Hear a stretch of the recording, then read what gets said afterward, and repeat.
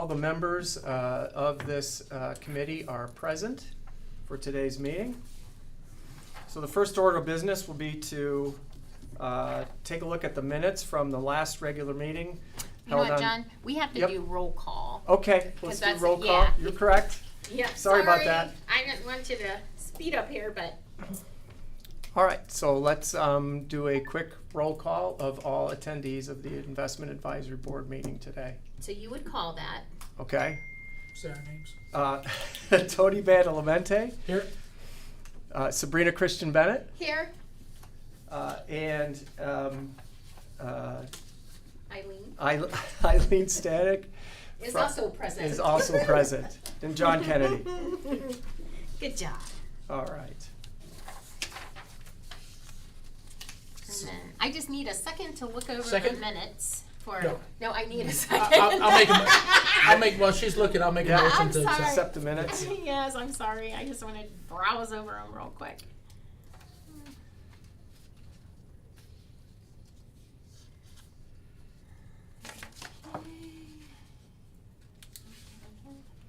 All right, I will second, Okay. and then you'll do a roll call. You call roll call. Okay. Roll call.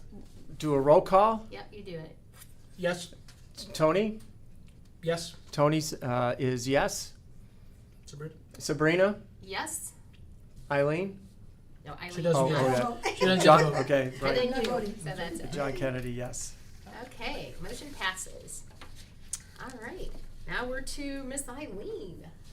All right, well, thank you. Greatly appreciate it. Merry Christmas. Yes, Merry Christmas, Happy New Year. Hard to believe we are wrapping up 2023. Yes, It's the year has certainly gone by very quickly. It's been a very interesting year, and of course, we are ending on a rather interesting note. Just an update, starting out with what's happening from the economy standpoint, and of course, the Federal Reserve's perspective. As we know, the Fed did meet a couple weeks ago, 2 weeks ago, and signaled pretty much that they're starting to be in a position to start to pivot on interest rate policy. So the question becomes, what are the factors that we have been looking at that support this change in course that we anticipate and the market anticipates will occur in 2024. So looking at, of course, going back to kind of the basics, the Federal Reserve's mandate. They have two mandates: full employment and stable prices. So the full employment is looking at the employment picture. As we know, when you look at page 3, left-hand side of the page, what we're showing there is the change in non-farm payroll. So this is the job growth on a month-to-month basis throughout the U.S. economy, coming out of the pandemic. So looking at the period starting in April of 2021. Clearly, job growth was very strong at that point. It has since trended down, and more recently has really started to trend down compared to where it has been. On an overall 3-month average basis, the past quarter, job growth has averaged 203,000 new jobs per month for the quarter. That's pretty much in line with what we would characterize as a normal labor market situation. So clearly the labor market is normalizing. The unemployment rate, though, does remain low. We're currently at 3.7%. Ohio, as the state, is at 3.6%, and of course Portage County has been able to hold out at 3%. So doing better than the national economy, doing better than the state overall. But as we think in terms of a normalizing labor market, focusing on the job creation, the other piece we look at is the number of open positions. So we know the number of open positions topped out back in March of 2022 at 12 million. Number of open positions has dropped down to less than 9 million open positions. So clearly that that stress that the labor market had experienced is also being abated just by virtue of the number of open positions. So I think it's interesting when you look around, there's still a lot of help wanted signs out there, but we don't necessarily see some of those incentives, as in the bonuses to sign in, the signing bonuses, the weekly pays. So some of those signs that did come out when the labor market was tight, that companies put in place to really try to attract workers. So we're now transitioning again to where it's a more organic, more normal way of gaining workers.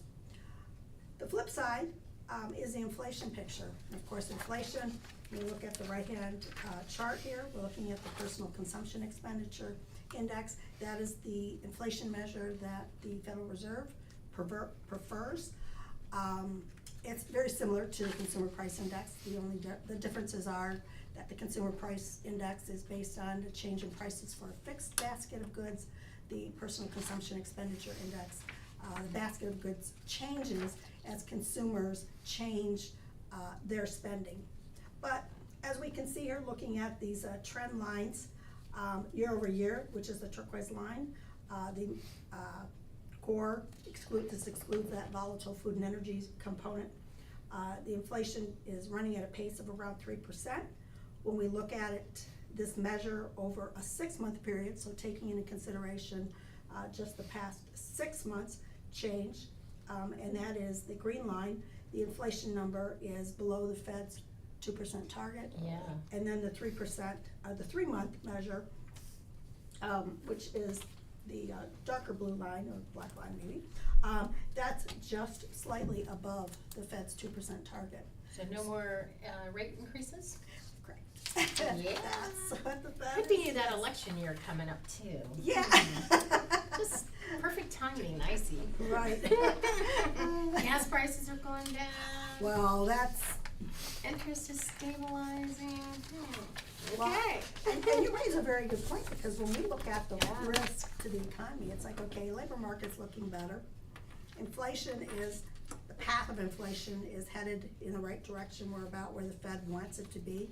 Now, that doesn't reverse the inflation we experienced when inflation peaked back in 2022. So on a cumulative basis, yeah, prices are higher, but the growth in prices is much lower. But there are risks to all this. And you scratch your heads, why are gas prices so low? When we have the price of oil at over $70 per barrel, but yet gas prices are low. Clearly, you know, there's kind of a disconnect there. Additionally, we have these geopolitical risks, which can truly Right. change the outcome of anything happening globally from an economic standpoint as well. And then, of course, we have the federal government, who has, our federal debt has been growing at a rate that's not sustainable. Some of the gas prices, oil being up, gas prices coming down, how long do they typically take to catch up with each other? If we've been paying $70 for a barrel for oil, Yeah, and gas prices are coming down, is there a lag time? they generally move very closely. Mhm. So this Yeah. is where, It's very odd. yes, this is where having a $70 per barrel price of oil, Someone's one would injecting expect, somewhere. one would expect the price of gas to be higher than where it is today. And you know, Eileen, to your comment about how the employment market is stabilizing, I find that interesting, because it's stabilizing but at a huge cost. Yes. Because you're paying more and getting less. You know, we talk about how there's no more teasers or Yeah. you know, incentives. They can't afford to keep doing that, because now they're paying more but getting less in return. And we've just, as a society, have learned now it's become our norm, which is sad, because the customer service industry is just so impacted. I mean, I feel really bad for the fast food workers and people that work in sales, you know, that they're working short staffed, Right. you know, they're trying their best, people are getting frustrated. It's like, hey, don't yell at the people that showed up, Right. you know, but like I said, I just wanted to add that comment. Yes, it's normalizing, but unfortunately, it's not the old normal. It's Right. a new normal that really is really disappointing that we're to this point, but. Yeah, and I think to add on to that, you know, what we've seen, particularly in some of those, what we characterize as perhaps lower wage positions, is that, you know, there's been automation that has occurred, that has, reduced perhaps the need for some of those workers, as many of those workers, as there has been in the past. The self-serve checkouts, just a whole variety of things, just automation at the, in the back of the house for a And lot of banking. industries. Banking is a Yes. huge one. Exactly. I mean, even look at the turnpike, they're gonna put in these new toll booths that don't require the workers to take your But ticket. that's because the shortage of manpower, Yes. that's what I'm saying. Mhm. I just read an Yes. article about Walmart and then how, in Target, how their theft is out the door Right. because of those self-checkouts. Yeah. But then I talked to a gal at Dollar General and she said they have them, she said, they're a way of the future, they're never going away because we can't staff Right, it. right. So they would rather take that risk Mhm. than, not be able to be open because you don't have enough Right. staff. Yeah, and that makes sense. I mean, I Yeah. think anytime there's a technological change, there's sometimes unintended consequences. And to your point, right, the self-checkout has led to an increase in, folks walking out the door. I just without wanna paying. know when the company Christmas party is and when I get my bonus for checking out all year. That's what I asked the clerk at Walmart and she looked at me and I just laughed. Just throwing that out there. If Sam Walton happens to be listening or his heirs. Yeah, right. Well, the economic growth on page 4 has certainly been much stronger than what economists had originally projected. When we look back into 2022, the first half of 2022, we had negative economic growth. Traditionally, that is a textbook definition of a recession, but, like everything else, they've changed what the definition of a recession is and said, oh no, that was not a recession. But needless to say, that set the expectations for where growth would be in throughout the balance of 2022 and into 2023. But needless to say, the consumer was able to continue to spend. We know the consumer makes up 70% of economic growth in the US. And the economic growth has continued to be strong.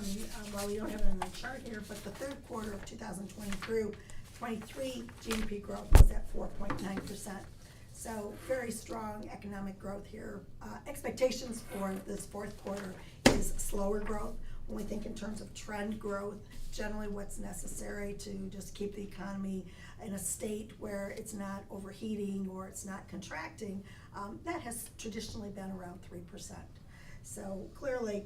And it's interesting that you say that because I just got an email today from Secretary of State LaRose stating November was the second month that there's been a huge reduction in startup businesses, registering with the Secretary of the Interesting. State. Mhm. So it's sort of following suit Yeah. with what you're saying. Well, and I think, I would think some of that has to do with the cost of capital for small businesses. A lot of small businesses, have to rely upon, say, bank loans and the like in order to fund their startup operations. And with higher interest rates, that borrowing cost, is, can be upwards of a double-digit number at Yeah. this stage. So definitely a little different environment than what we had perhaps on business creation when interest rates were, at that 3%, 2% levels. Yeah. Yeah, Yeah. so, But in your estimation, that may have peaked yes, out. as far as rates go, yes. Yeah, as far as rates go. And Right. So, And so as long as there's a demand right. for goods and services, and rates are low, then yes, we would expect that, business, growth would continue, that new businesses would continue to be formed. But so the question now becomes has this period of, interest rates at levels that we have not seen in almost 20 years, suppressed demand for goods and services and put the consumer in a spot or businesses in a spot where we will go through a period where growth will not be, conditions won't be right for increase in small business creation, even if interest rates are low. I do have one question about that. So the consumer, it looks like, at least from preliminary reports, consumer spending over the holidays increased Yes. compared to last year. Yep. Big time, like Yeah. what, 5-6%, Yeah. something like that. Mm-hmm. That sort of goes along when I was out shopping. Everyone said that so many people were being very generous this year. I was talking to the gals at Kohl's and she said everyone that came through here, she said, 5 out of 10 people were buying stuff to donate to some Oh, place, really? some Wow. cause, or we're in the process of getting it to, you know, loved ones or whatever. But they said it was amazing that out of half of them were buying stuff to donate for those in need, whether it be children, seniors. wow. So that was good to hear. That is good, yeah, Yeah. definitely. Mhm.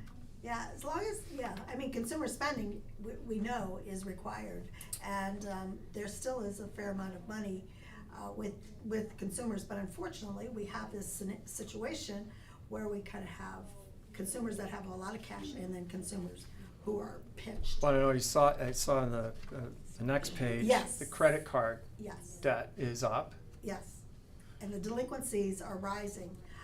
And that is always alarming, particularly bad. in an environment where interest rates had been so low. And now with interest rates higher, And usage is high. and yes, So that's usage is telling high. you that people are living on credit cards Right, because they can't keep up with the inflation of everything else. right. And they're doing so at a time where the cost of living on credit cards is extremely high.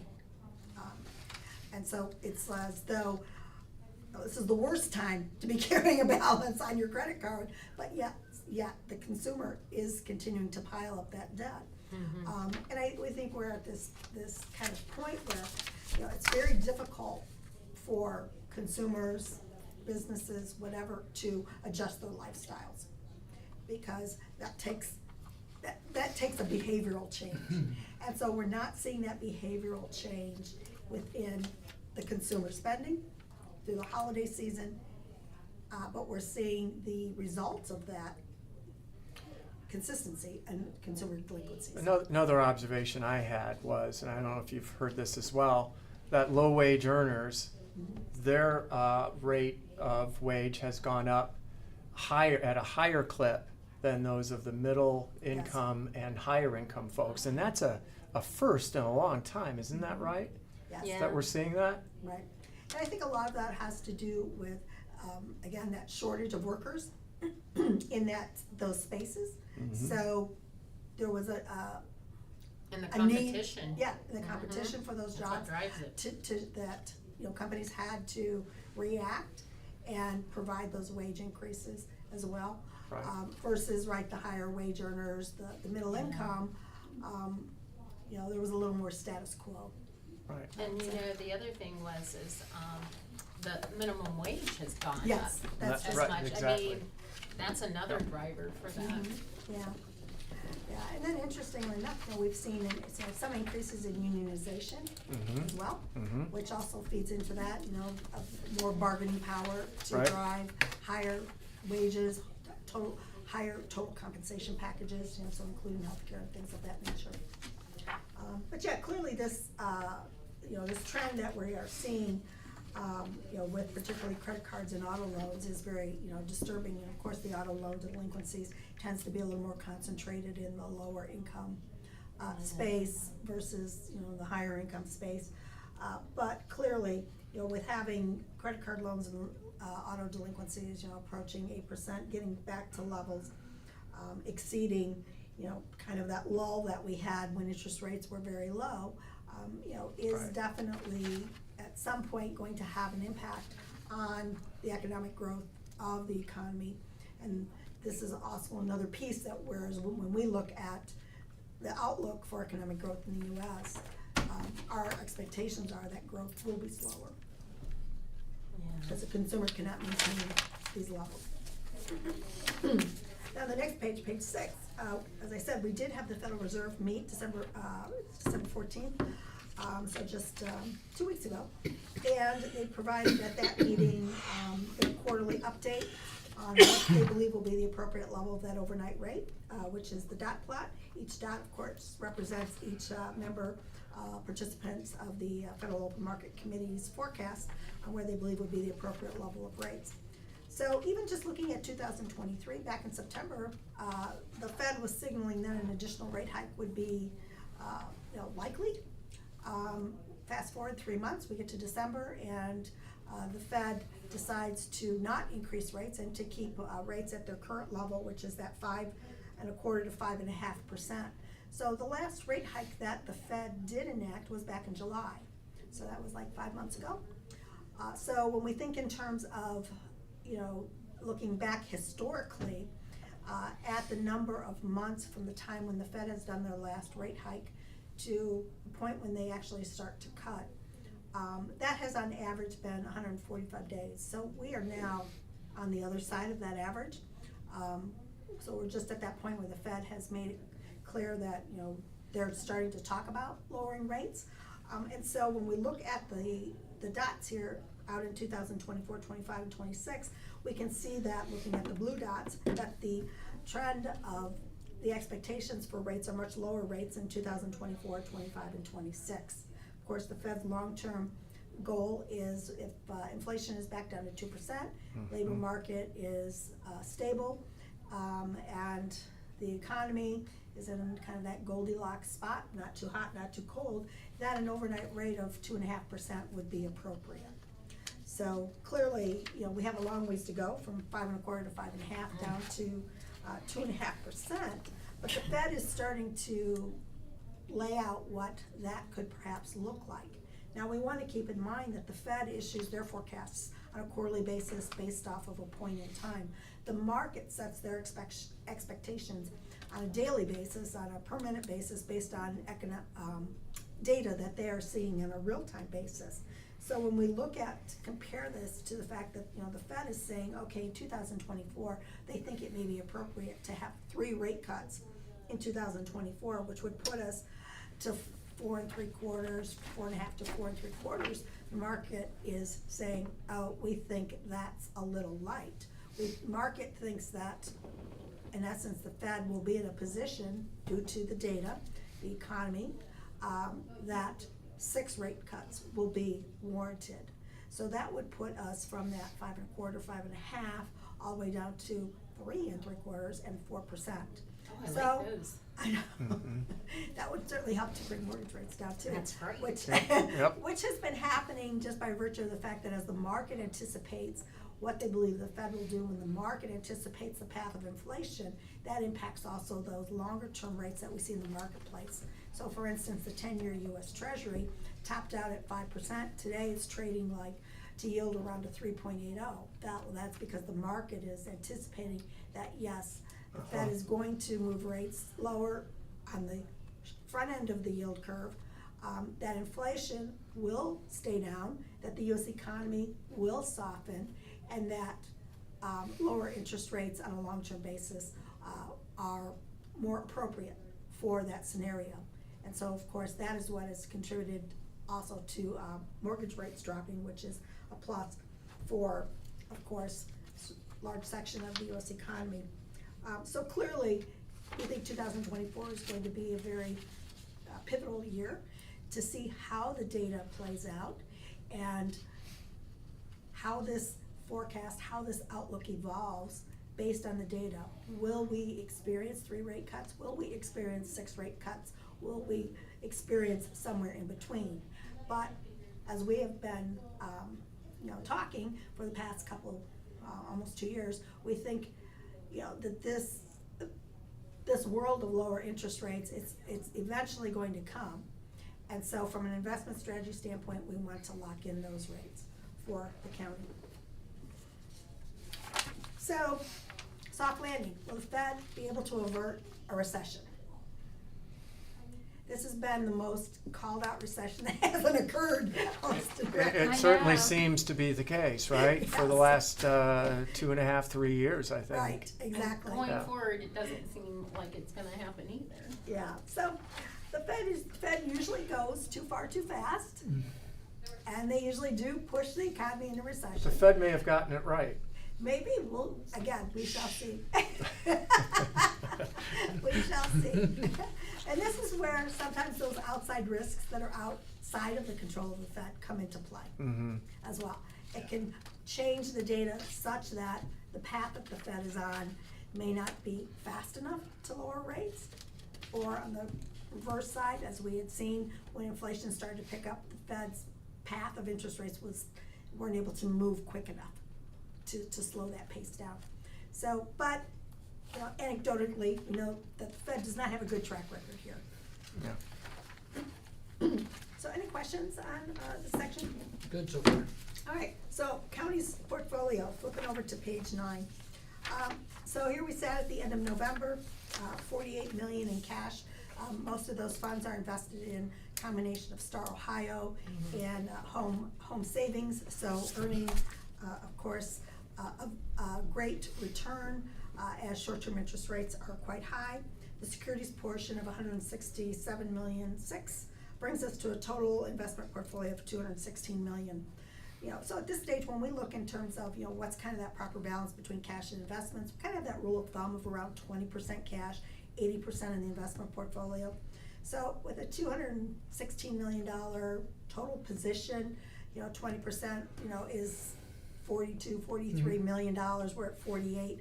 We think that's a good spot to be as far as a balance between having what is currently invested today and what is held back in cash. Recognizing that, of course, as we are getting in here into December, you know, tax collection monies will start to come in and that cash component will rise. So weighted average yield on the portfolio is at 3.08%. If we just do simple math of 3.08% times 167 million, on an annualized basis, that would generate $5.1 million of interest income. That certainly is a level we've not seen, I think, in our history. Interest received during the period was $1 million, and year-to-date, calendar year-to-date for the county for 2023 was $3.1 million. You know, we do anticipate by adding in the December interest that would be received on the existing securities, that the county from the securities component would end the year just shy of $3.5 million of interest income. So asset allocation, of course, we're taking advantage of the securities that are permissible under the county's investment portfolio because we have been investing longer term. Of course, investments in commercial paper have not been undertaken because those are short-term instruments. We've been more focused in adding U.S. Treasuries and government agencies and FDIC insured products. So looking at our maturity distribution on the bottom, you know, from our standpoint, we believe our target at this stage is to build up that longer term of the portfolio such that we have about 42% of the dollars maturing beyond 3 years. Today we're at 38%. So with 22% maturing inside of the next 12 months, we'll have plenty of opportunities to continue to add to those longer term positions and to be able to get those dollars locked in for the county. Of course, you know, at some point our investment strategy we would expect will start to shift as market conditions and the outlook does shift, but in today's, where we stand here today, we still think that's still an appropriate approach to take. Any questions on this page? Okay, the next page, page 10, gives us the purchases over the past quarter. So as we can see, you know, many of those purchases were longer term. 26, 27, 28, one piece in 25. Average yield on those purchases was just shy of 5%. Wow. Yeah, I know, on 12 million. Awesome. So, you know, just under 10% of the portfolio, you have that locked in. You know, to give you an idea, last quarter, our purchases averaged around 4.23. So, you know, rates had kind of peaked out here in that this past quarter, because of course today, as we're looking at reinvesting, rates are a bit lower. But I think the really, you know, great output of all of this is what we're showing on page 11, which is the projected interest income by year. So what we are able to do here is able to look at the securities that the county currently owns today, and to be able to, looking at those individual securities, sum up how much income they will generate each year. And so as we can see, you know, as we look at, and this assumes no reinvestments of maturities. So this is just what we have today, how much income will those securities generate. So when we look at the 2024 bar, we can see that based on what we have in the portfolio today, will generate over $4 million of interest income. That income is locked in. As we're reinvesting maturities that occur here in December and in the first half of 2024, that number will continue to grow. And then, of course, as we're investing and locking things in longer term, these other years' income will continue to grow. So as we can see, looking at 25, 26, and 27, each year, the amount of income that we know with certainty will be received by the county, it varies, but it certainly is at much higher levels than what we have experienced in the past. And so our goal of providing that stability of interest income to the county, we can see the results of those efforts here. Yeah. And you often heard me say, I remember when we'd be lucky to get 1%. I remember that. We'd get 0.9. We're like, yeah, we're close. Get over a half. Now we're up to this. So it's cyclical like everything else. We'll take it. Exactly. And so the last page here gives it that historical perspective going back to 2006. So this is over the past 17 years. Right. As we can see, right, even though the portfolio has grown, those yields, we've not hit back those yields that we experienced back in 2006, 2007, prior to the housing crisis. But the income levels are now, because there's additional monies in the portfolio as well, we are back to where we were in those pre-housing great financial crisis era. Yeah, some of those yields, 2020, 2021, that was when interest rates were 0 and we were still earning just shy of 1%. So, yeah, we were excited back then. I know, look at that. I know, it's almost at $1 million. Yeah, now we know we're gonna hit, almost probably 5 million 24, close to 5 million 24, over 4 million in 25, lots of maybe in 26 and 27, yeah? So, all good stuff. All right, and then the last section, of course, is the individual portfolio holdings. This is the holdings piece of the monthly statement that we do provide to John on a monthly basis. Got it. All this is down pretty good already, John? Yeah, You got it? yeah, I looked at all that. All right. Anything else, Eileen? I think that wraps up your part. All right, I'll make a motion to accept the portfolio review as presented. Second, Okay, roll call. roll call. John, yes. Tony, Yes. Sabrina, Yes. All right, motion carries. the motion carries. Now you're Okay, on, John. yeah, so I'm gonna be very quick here, with a quick, GrowLink, update.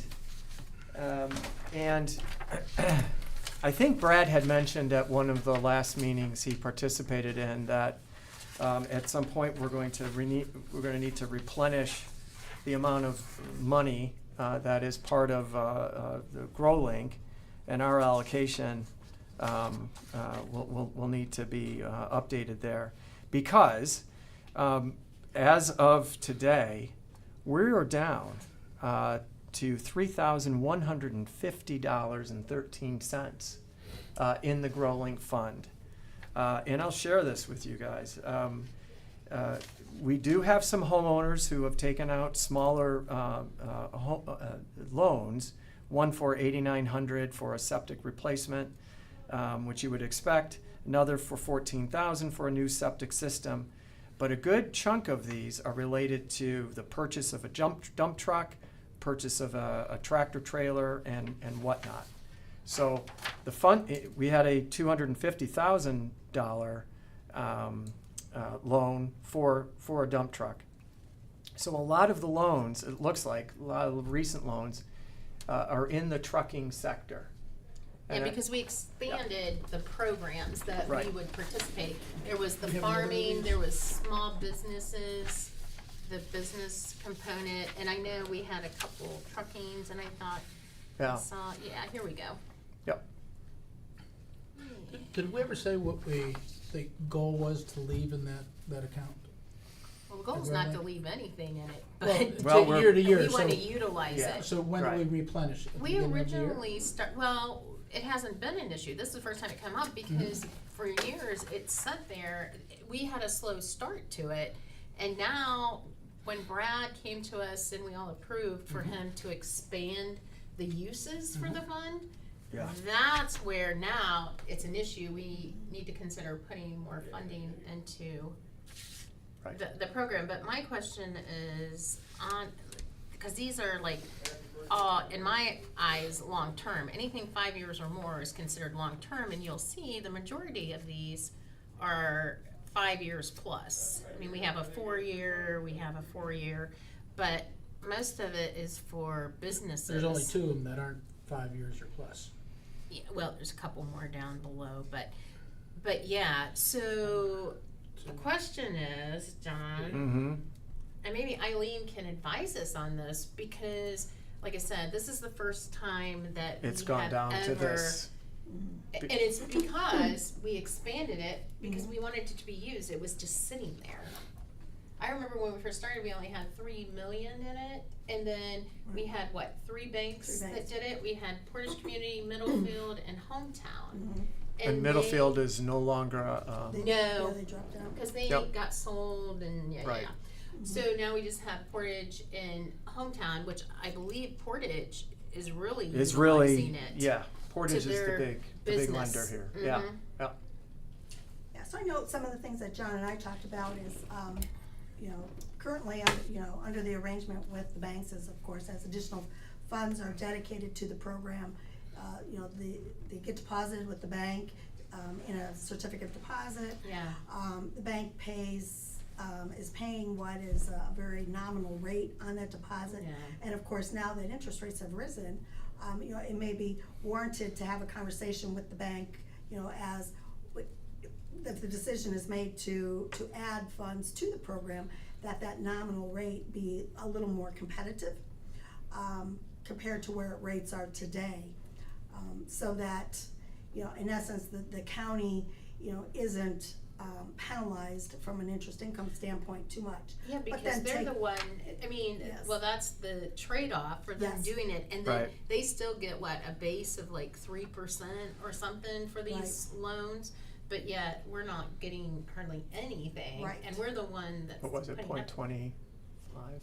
Yeah, 0.25. Point Mhm. 25, yeah. Which is ridiculous. Yeah. So as as John and I Mhm. talked, I mean, this is where it comes into play. What's the overriding objective from the committee's here standpoint, as far as yes, this is a program that the objective is to give up a little bit of interest income Mm-hmm, to benefit the county as a whole. mm-hmm. And so, what's the level of give up on the interest income, is, right for the county? Because it's looking to me, when I look at these loans they've done, they're only 1% below the market interest rate. Right, So who is getting the big piece of the pie? the bank. Yeah. And we're not getting anything to secure that funding. Right. I mean, granted, they're Yep. administrating it, and they have to underwrite to their standards, and that was Right. another problem, Tony. Because back then, the people that really needed it weren't necessarily the ones that were in the best financial situation, and they couldn't qualify to the bank's criteria, so the money sat. Yeah, and so I think, right, to your point, as we know, banks are in business to make a margin over their Correct. costs. And so generally, that margin, what we have seen over the years, within the banking industry, that's acceptable, is around 3%. So if they're loaning those funds out at 6%, and their cost of the funds The to rate, loan those monies out is 0.25, that difference, the bank is making a very high margin on these loans. Yeah, because they're paying interest to other people that they loan out on their Right. funds much higher Yes. than the 0.25% that we're getting. Right. Right. Exactly, I think it warrants a conversation yes. with our friends at Portage Community Bank And Hometown. and Hometown, Mhm. and see if we can get a reasonable rate Yes. that benefits the community, benefits Mhm. Portage County. Right, Yeah. right, because as we know, the interest income that the county makes on any of their investments benefits the county as well. And we just see Correct. what we're getting Correct. on them if we Yes. wouldn't do this and we just kept the funds to ourselves, but we're trying to be good stewards to Yes. help people Correct. Yes, with the monies that we Yes. have. yes, so So- there's that trade-off. So it sounds to me like we need to have the conversations with the bank, but as far as figuring out, this is where it's tricky, how do we know how much we should inject in it? Because obviously, we've had this money for a long time, it just sat there for Right. various reasons we just stated. So how do we determine how much The demand? we should, yeah, Wouldn't we, use? my thought would go a quarter without putting any more money into it, Mhm. and then see where interest rates are next quarter that we have the meeting to determine how much money we, do we invest another $250,000 or something like that, but right now doesn't sound like it's behooving anybody. When we first did this program, Irene, did we do 1 million or 3 million? I think we did three, I think We it was had a million three, each. cause it was like, Yeah. almost like 1 million each for each bank, we had 3 banks. Now we're down to 2. Yes, So my suggestion would be maybe look at another 2 million, since we have the 2 depositors. And we can always revisit this, but do the 2 million and then, negotiate with the bank so that we get a better rate of return for using our money. right, Because obviously they're benefiting. right, yes, exactly, Yeah. yeah, and you don't want your bank to go out of business, I mean, we Well, don't, no. we don't. No, We and want we them wanna to be in fair business, we market. wanna be good stewards of people's Right. money, but we also wanna make sure that we're getting what's Yes. fair to us. We want it to be totally equitable Yeah. across all Yeah, parties. Yes. absolutely. Right. Yeah, and we're at this, in this environment now where based on the current rates and the rates that are in place on the CDs, it is not equitable to the county. Yeah. And as we know, unfortunately with banks, many times you have to ask. So we just had that situation Yep. with a CDARS Yep. that matured. Yep. The bank came back, gave rates to treasurer's office, reached out to me, Eileen, how do these rates look? Yeah, Right. not good. Provided feedback, went back to the bank, treasurer's office did, asked for a market rate. Yep. And the bank said yes. There you go, so you So- gotta ask. So you have to ask. Yeah, Do you you think don't- 2 million would be too much I mean, I don't think so, because when we think in terms of that would put you up to 4 million. Yeah. And so on a percentage of the total cash and investments that the county has, that's not a, a significant percent,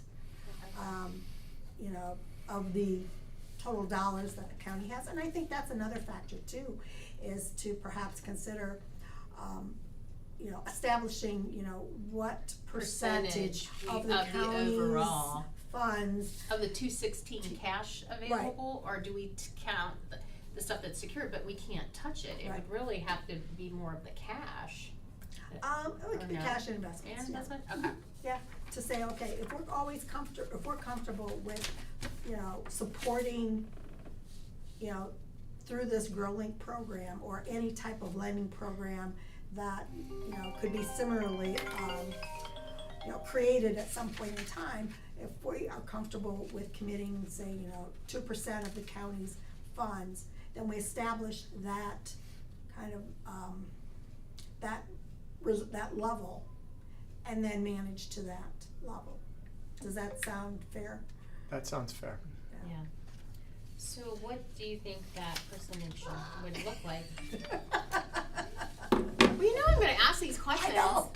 So what Not for me to- percentage are we, what percentage would we be at now? If we took 216 million Mhm. roughly, is what we have, and we currently have, so we have 216 million, but right now we only have 3 3 million. No, 2 million. 2 million. Cause Right, so you're at we 1%. doubled it once we did it, so if we went to 4 million, so. You'd be at 2%. Yeah, 0.25. So you'd be at, a very, I'm gonna say, a relatively small portion of the county's dollars would be dedicated to that program. And so, right, this is where, again, you know, it's not for me to say what would be an So appropriate that's percentage, something we but would want I to think do, just come like up a with something. policy or something, I guess, Yeah. to go with the Grow Link program, that we would have a minimum of, let's say, 1 million up to A maximum, a maximum of X amount of dollars. yeah. Mhm. Or a percentage. Yeah. Mhm. Maybe the percentage would be better. Yeah, right, cause that could take A into. minimal of 1 million for this program, and then, Yeah, because as the county's, cash and investment balance, you know, may change Mhm. over time. Mhm. You know, it's We not have to something you scale it look at every back. day or every quarter or anything like that, but, you know, kind of on a year-over-year or multi-year basis, you look at that and say, okay, this is still appropriate or not. alright, John, put that on the to-do list. Yep, I have put it down for the to-do list. So I don't think he's done a motion before to accept his Grow Link report. Oh, At least no, I didn't no, see we any don't. minutes relating to that. Normally, we just adjourn, and then he Okay. states that, you know, the next meeting, and then we'll adjourn. Okay. Make a motion to adjourn? I'll second. Okay. Oh, when's our next meeting? Broke. Oh yeah, we need to talk about that. It's already yeah. said it's March something or other.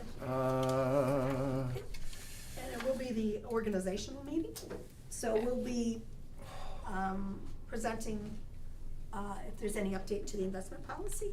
Let me take a look and see if I've got that yet. Look at my calendar here. I know what I have it on my calendar. When do we normally meet? Do you have it down, Eileen? Wednesday? Yeah, I do, let's see here, March 28th, March 28th Yep. sounds right. yep. Yep, 2 oh, it's o'clock, already March on there. 28th. Yep, So March 28th at 2 p.m. we will reconvene, and that will be our organizational yes. meeting at that time. So I think we had a motion to adjourn. Yeah, and We I have a second We it. have a second. Roll call. Roll call. John, yes. Tony, Yes.